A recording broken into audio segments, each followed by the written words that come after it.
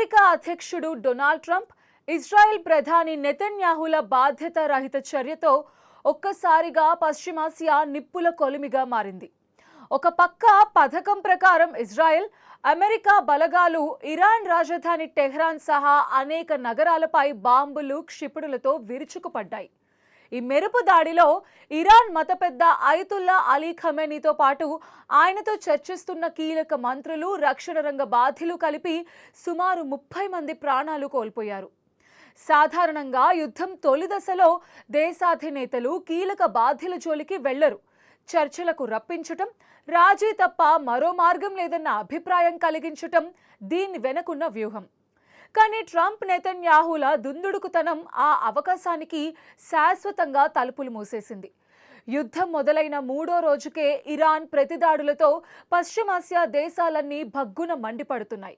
America సైనిక స్థావరాలే లక్ష్యంగా సాగుతున్న ఈ దాడులతో కోట్లాది మంది ప్రజలు ప్రాణాలు గుప్పెట్లో పెట్టుకుని బతుకుతున్నారు. దుబాయ్ వంటి నగరాల్లో విమాన రాకపోకల పునరుద్ధరణపై సంశయాలు నెలకొన్నాయి. వాస్తవానికి ఈ యుద్ధం వెనుక రాజకీయ కారణాలు ఉన్నాయన్న విమర్శలు కూడా బలంగా వినిపిస్తున్నాయి. ట్రంప్కి ఎప్స్టీన్తో ఉన్న నీతిబాహ్య సంబంధాలు బట్టబయలు కావటం, అమెరికా ఆర్థిక వ్యవస్థ దివాలా తీయటంతో వచ్చే నవంబర్ మధ్యంతర ఎన్నికల్లో ఓటమి ఖాయమని తెలిసి ట్రంప్ ఈ దుస్సాహసానికి తెగించారు. అటు నెతన్యాహు కూడా పీకల్లోతు అవినీతి ఆరోపణల నుండి ప్రజల దృష్టి మళ్లించడం కోసం యుద్ధాన్ని ఆయుధంగా వాడుకుంటున్నారు. వీరిద్దరి వ్యక్తిగత ప్రయోజనాల కోసం ప్రపంచాన్ని ప్రమాదపు టంచుల్లోకి నెట్టేస్తున్నారు. 3.5 దశాబ్దాలుగా అమెరికా కట్టుకథలతో ఇక్కడ అకారణంగా దాడులు చేస్తూనే ఉంది. గతంలో ఇరాక్, కువైట్ల మధ్య చిచ్చు రగిల్చి ఆ తర్వాత ఇరాక్ని అదుపు చేయడానికి అంటూ 1990-1991లో ఆపరేషన్ డిజర్ట్ స్టార్మ్ పేరిట విరుచుకుపడింది. అప్పుడు కనీస భద్రతా మండలి అనుమతి తీసుకున్న అమెరికా ఇప్పుడు కనీసం తన దేశ ప్రతినిధుల సభ అనుమతి కూడా లేకుండా చిచ్చు రగిల్చింది. ఏ యుద్ధంలోనూ తలదూర్చునని హామీ ఇచ్చి గద్దెనెక్కిన ట్రంప్ ఇప్పుడు ఏకపక్షంగా ఈ దుస్సాహసానికి ఒడిగట్టారు. హార్ముజ్ జలసంధి మూతబడటం ప్రపంచ ఆర్థిక వ్యవస్థపై పడే పెను దెబ్బకు సంకేతం. ట్రంప్, నెతన్యాహు ద్వయం కదిలించిన ఈ తేనె తుట్టే ఇంకెన్ని పరిణామాలకు దారితీస్తుందన్నది ఊహకి కూడా అందటం లేదు. ఇజ్రాయెల్, అమెరికాపై యుద్ధంలో ఇరాన్ ఇప్పుడు కొత్త పంథా అవలంబిస్తోంది. తాను ఎక్కువ ఖర్చు చేయకుండానే ప్రత్యర్థికి భారీ ఆర్థిక నష్టాన్ని కలిగిస్తోంది. దీనినే రక్షణ పరిభాషలో అట్రిషన్ వార్ వ్యూహం అని అంటారు.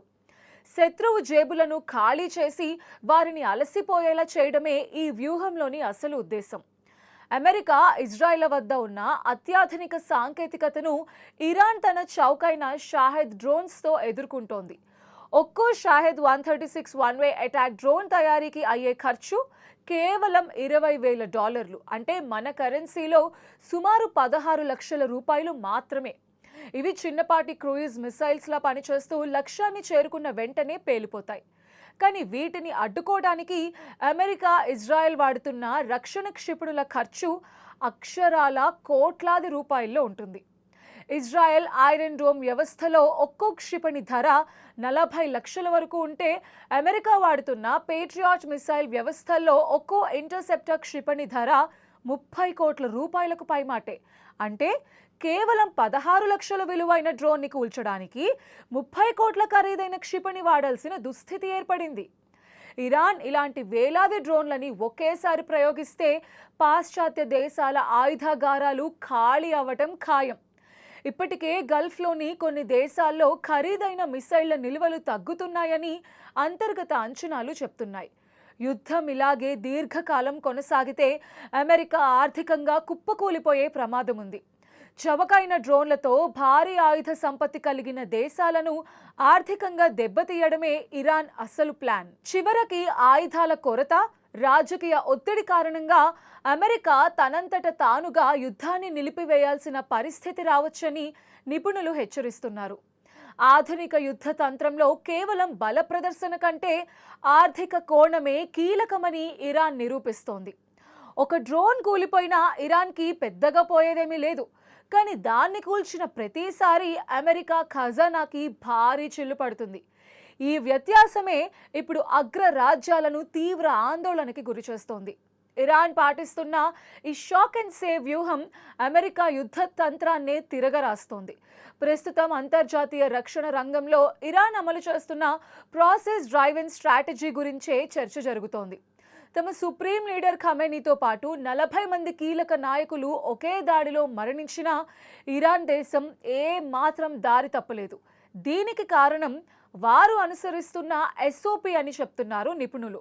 నాయకత్వాన్ని కోల్పోయిన వ్యవస్థ ఎలా స్పందించాలో ఇరాన్ ముందుగానే ఒక రూల్ బుక్ని సిద్ధం చేసుకుంది. ఇది కేవలం ఒక దేశానికి సంబంధించిన యుద్ధతంత్రం మాత్రమే కాదు, కార్పొరేట్ నాయకత్వం కూడా నేర్చుకోవాల్సిన గొప్ప పాఠం. విధులు మరియు బాధ్యతల వికేంద్రీకరణ ద్వారా భావోద్వేగాలకు తావు లేకుండా వ్యవస్థ నడుస్తోంది. పరిస్థితి ఎంత తీవ్రంగా ఉన్నా సుప్రీం లీడర్ మరణించిన గంటల వ్యవధిలోనే ప్రతిదాడి చేయగల సామర్థ్యం ఇరాన్కు ఉండటం మనం చూసాం. సినిమా స్టార్టింగ్లోనే విలన్ను తొలగిస్తే హీరో గెలుస్తాడనే సరళమైన ఆలోచనతో అమెరికా ఈ మెరుపు దాడి చేసింది. కానీ ఇరాన్ గత 20 ఏళ్లుగా అమెరికాని ప్రధాన శత్రువుగా భావిస్తూ తన రక్షణ బ్లూ ప్రింట్ని సిద్ధం చేసుకుంది. చైనా, రష్యా, నార్త్ కొరియా వంటి ప్రత్యర్థి దేశాల వ్యతిరేకతను ఎదుర్కొంటున్న అమెరికా ఇరాన్ సన్నద్ధతను తక్కువ అంచనా వేసింది. ఖతార్లోని దోహాలో శాంతి చర్చల పేరిట నాయకత్వాన్ని ఒకచోట చేర్చి దెబ్బతీయాలనుకున్న అమెరికా ఎత్తుగడ ఇప్పుడు రివర్స్ అయింది.